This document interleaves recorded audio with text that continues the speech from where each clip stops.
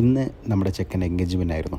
രാവിലെ തന്നെ നേരെ വയനാട്ടിലോട്ട് വിട്ടു. ചെക്കനെ അണിയിച്ചൊരുക്കി സെറ്റാക്കിയപ്പോഴത്തേക്കും നമ്മുടെ ഫാമിലിയും പള്ളിയിലെ ഉസ്താദുമാരും ഒക്കെ എത്തി. ദുആവും കാര്യങ്ങളൊക്കെ കഴിഞ്ഞ ശേഷം ചെക്കനെയും കൂട്ടി നമ്മൾ ഫുൾ ഫാമിലി പെണ്ണിൻ്റെ നാട്ടിലോട്ട് തിരിച്ചു. ചെക്കൻ വേറെ ആരുമില്ല, നമ്മുടെ കസിൻ തന്നെയാണ്. ചെക്കൻ്റെ വീട് വൈത്തിരിയിലും പെണ്ണിൻ്റെ വീട് ബത്തേരിയിലുമാണ്. ഇവിടുന്ന് കുറച്ചധികം ദൂരമുള്ളതുകൊണ്ട് തന്നെ നമ്മൾ കുറച്ചുപേര് കാറിലും ബാക്കി എല്ലാവരും ബസ്സിലാണ് വന്നത്. ഏകദേശം 1 മണിയാകുമ്പോഴത്തേക്കും നിസ്കാരം കാര്യങ്ങളൊക്കെ കഴിഞ്ഞ് ഞങ്ങൾ ഓഡിറ്റോറിയത്തിലെത്തി. അപ്പോഴത്തേക്കും തങ്ങളും അവിടെ എത്തിയിരുന്നു.